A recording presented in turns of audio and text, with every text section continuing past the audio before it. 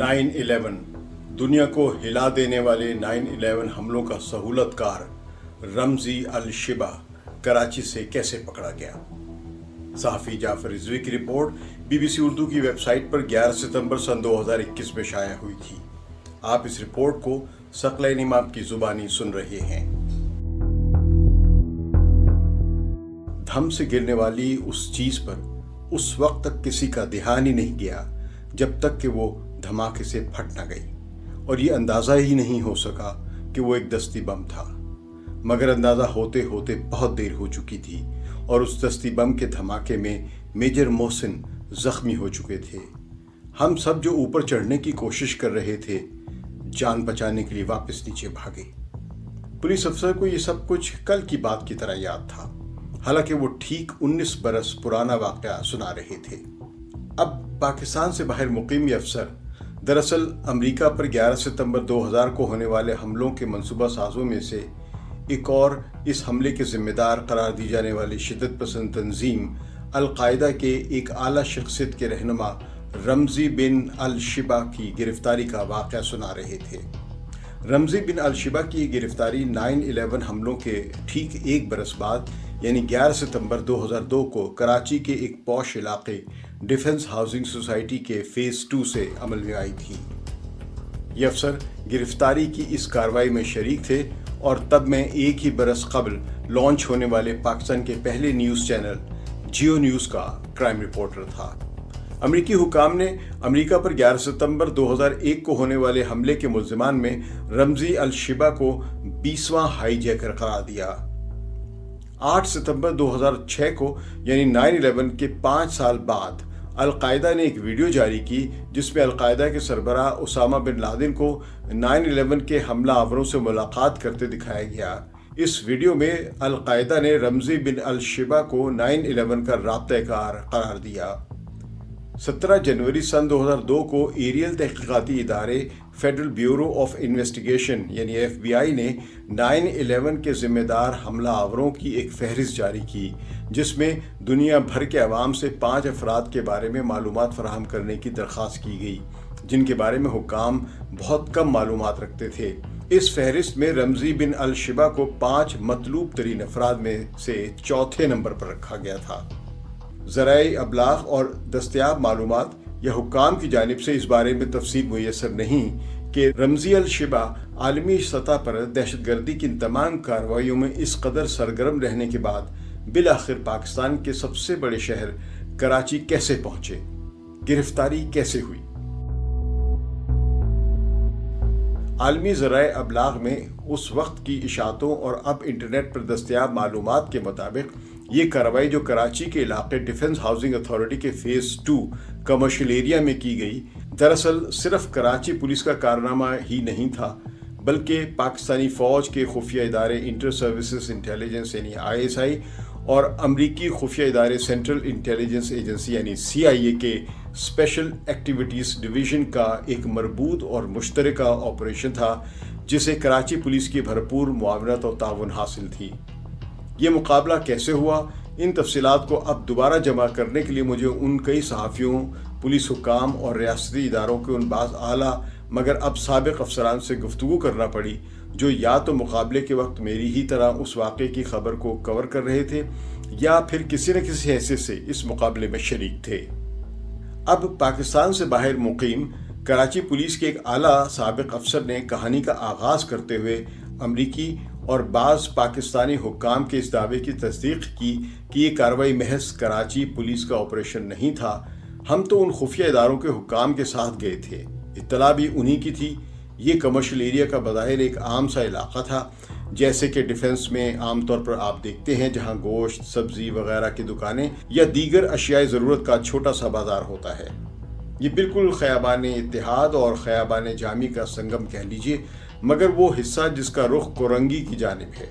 अमूमन मुतमव्विल इलाकों के ऐसे हिस्सों में छोटे छोटे प्लॉट्स पर हुक्काम के साथ मिली भगत करके ही ग्राउंड प्लस 2 या ग्राउंड प्लस 3 इमारतें बना ली जाती हैं। फिर इन फ्लैट्स को उनके महल वक़ू की वजह से ज़रा ज़्यादा किराए पर दे दिया जाता है। वो भी एक ऐसी ही आम सी 4 मंजिला इमारत थी जहां गिरफ्तारी के लिए ये छापा मारा जाना था। پولیس افسر کا کہنا تھا کہ چونکہ بہت ہائی فائی خفیہ ادارے ساتھ تھے، اس لیے کم از کم مجھے تو یہ اندازاً قطعاً نہیں تھا کہ رمزی الشبہ یا دیگر مسلح افراد کی جانب سے مزاحمت، اور وہ بھی ایسی مزاحمت ہوگی جیسی کہ وہاں ہوئی۔ یہ پولیس افسر بتاتے ہیں کہ جیسے ہی ہم سب نے عمارت میں داخل ہونے کی کوشش کی تو سب سے پہلے تو اوپر سے کوئی چیز آ کر گری۔ دھم سے گرنے والی چیز پر اس وقت تک کسی کا دھیان ہی نہیں گیا جب تک کہ وہ دھماکے سے پھٹ نہ گئی، اور یہ اندازہ ہی نہیں ہو سکا کہ وہ دستی بم تھا۔ مگر اندازہ ہوتے ہوتے بہت دیر ہو چکی تھی، اور اس دستی بم کے دھماکے میں ISI کے افسر میجر محسن زخمی ہو چکے تھے۔ ہم سب جو اوپر چڑھنے کی کوشش کر رہے تھے، گھبرا کر جان بچانے کے لیے واپس نیچے اترنے کی کوشش کرنے لگے۔ ابھی ہم سنبھل بھی نہ پائے تھے کہ اوپر سے زبردست فائرنگ شروع کر دی گئی۔ شاید وہ یعنی رمزی اور ان کے ساتھی تیار تھے۔ ہو سکتا ہے کہ وہ خود بھی مسلسل 24 گھنٹے نیچے کے علاقے کی نگرانی کر رہے ہوں، اور جب چھاپہ مار حکام اور قانون نافذ کرنے والے اداروں کے دستے گلی میں داخل ہوئے تو انہیں اچھی طرح اندازہ تھا کہ کون اور کیوں یہ لوگ آئے ہیں۔ بس انہوں نے بے دریغ فائر کھول دیا، پھر تو دونوں جانب سے بے تحاشا گولیاں چلائی گئیں۔ سچی بات تو یہ ہے کہ مجھے اوپر سے آنے والی گولیوں سے زیادہ فکر اس بات کی تھی کہ ہماری پیچھے بیک اپ پوزیشن سے گھبراہٹ میں چلائی گئی کسی گولی کا نشانہ نہ بن جائے، کیونکہ ہمارے بیک اپ سے بھی زبردست پینک فائرنگ ہو رہی تھی۔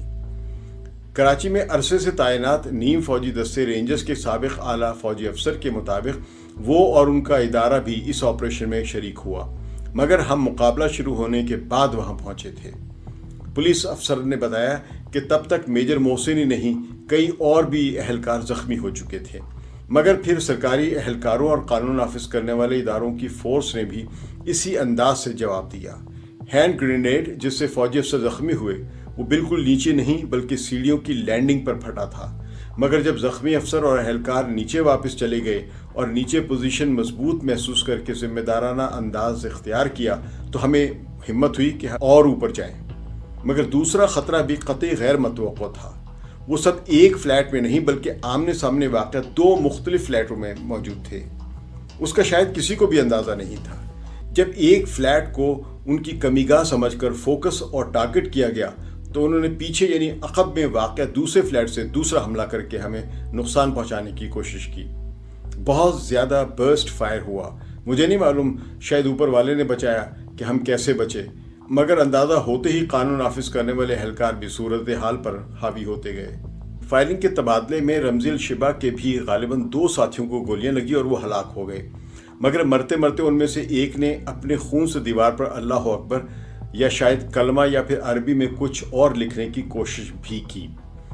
صحافی زرار خان تب امریکی خبر رساں ادارے ایسوسی ایٹڈ پریس کے نامہ نگار تھے، اور وہ بھی جائے وقوع پر پہنچنے والے اولین صحافیوں میں شامل تھے۔ زرار خان نے بھی تصدیق کی کہ وہاں عورتیں اور بچے بھی تھے۔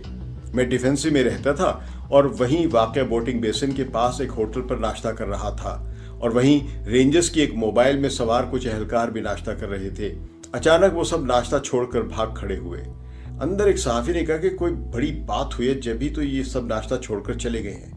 میں نے بھی اپنی گاڑی اس موبائل کے پیچھے ڈال دی، اور جب ہم وہاں پہنچے جہاں مقابلہ ہو رہا تھا تو عورتیں اور بچے تو میں نے بھی دیکھے، مگر وہ مکمل طور پر پولیس کا آپریشن تھا۔ کوئی اور ادارہ وہاں نظر نہیں آ رہا تھا، کم از کم مجھے کسی اور ادارے کی موجودگی کا اندازہ نہیں ہوا۔ قریب واقع خالی پلاٹس پر سندھ کے اس وقت کے ہوم سیکرٹری بریگیڈیئر مختار موجود تھے۔ انہوں نے بتایا کہ وہی لوگ ہیں۔ بس اتنا ہی کافی تھا۔ مجھے اس کہانی کا دھیان آیا جس میں الجزیرہ نے دعویٰ کیا تھا کہ القاعدہ کے تیسرے بڑے رہنما 9/11 کے ماسٹر مائنڈ سمجھے جانے والے خالد شیخ محمد کراچی میں ہیں۔ بس میں تو آگے ہی بڑھ گیا۔ بریگیڈیئر مختار نے بتایا کہ ان میں سے ایک نکل کر بھاگا ہے، مگر باقیوں کو فورس نے گھیر رکھا ہے۔ زرار خان کے مطابق عمارت کے نیچے تب تک زبردست فائرنگ جاری تھی۔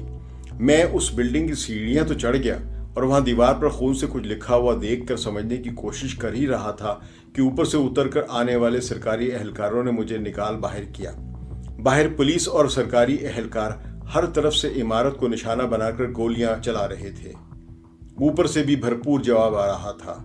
کھڑکی سے گولیاں چلائی جا رہی تھیں اور مکمل پولیس مقابلہ پورے زور شور سے جاری تھا۔ زرار خان بتاتے ہیں کہ تھوڑی ہی دیر میں پولیس اہلکار ایک موٹے سے آدمی کو اٹھا کر لائے، مگر فوراً ہی وہاں سے گاڑی میں ڈال کر کہیں اور لے گئے۔ پھر ایک دبلا پتلا سا آدمی حراست میں لیا گیا۔ یہ وہ منظر ہے جو AFP کے فوٹوگرافر عامر قریشی نے کیمرے میں محفوظ کیا، اور یہی رمزی کی گرفتاری کی سب سے مشہور تصویر بنی، اور اس مضمون میں جو ویب سائٹ پر شائع ہوا ہے اس میں دیکھی جا سکتی ہے۔ میں اس زیر حراست شخص کے جسے بہت سے اہلکاروں نے دبوچا ہوا تھا اس کے ساتھ ساتھ چلنے لگا۔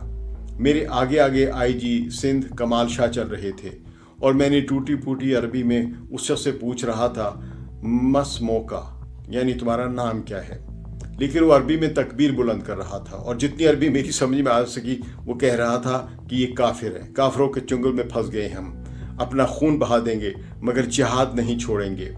وہ بہت جذباتی انداز میں نعرے لگاتے ہوئے اللہ اکبر اور نہ جانے کیا کیا کچھ بولے جا رہا تھا، اور میں بھی ٹوٹی پھوٹی عربی جانتا ہوں مگر کوئی ماہر نہیں ہوں۔ بریگیڈیئر مختار نے بتایا تھا کہ کوئی فرار ہو گیا ہے، دراصل وہ خالد شیخ محمد تھا، اور اس کے الجزیرہ کو انٹرویو کے بعد ہی کراچی میں القاعدہ کے اس ٹھکانے کی نشاندہی ہوئی تھی، اور اسی وجہ سے اس عمارت پر چھاپا پڑا تھا۔ اس علاقے کی ریکی کر کے حکام کو پتہ چلا کہ اس عمارت میں سے نکلنے والا ایک مقامی باشندہ وہ چیزیں خریدتا تھا جو عموماً عربی کھانا پسند کرتے تھے، اور اس سے اس ٹھکانے کی تصدیق میں بھی حکام کو مدد ملی۔ زرارہ خان نے بھی اصرار کیا کہ آپریشن پولیس نے ہی کیا تھا، اگر ISI آپریشن کرتی تو ہم اس دوران عمارت میں کیسے گھس سکتے تھے۔ مظہر عباس نے چھاپے سے قبل تفتیش کے بارے میں بالکل مختلف معلومات فراہم کی۔ مقابلے کے بعد رات گئے مجھے ایک سینئر افسر نے بتایا کہ 2-3 دن قبل خالد بن ولید روڈ پر واقع نورانی کباب ہاؤس کے قریب سے چھاپے میں کچھ لوگ گرفتار ہوئے، جہاں خالد شیخ محمد کی موجودگی کی اطلاع تھی۔ خالد شیخ محمد تو نہیں ملے، مگر وہاں سے گرفتار ہونے والے کسی شخص سے اس گروہ کا سراغ ملا تھا۔ انہوں نے کہا کہ جہاں رمزی بن الشبہ والا مقابلہ ہوا وہ 2-3 ماہ پہلے ہی کرائے پر لیا گیا تھا۔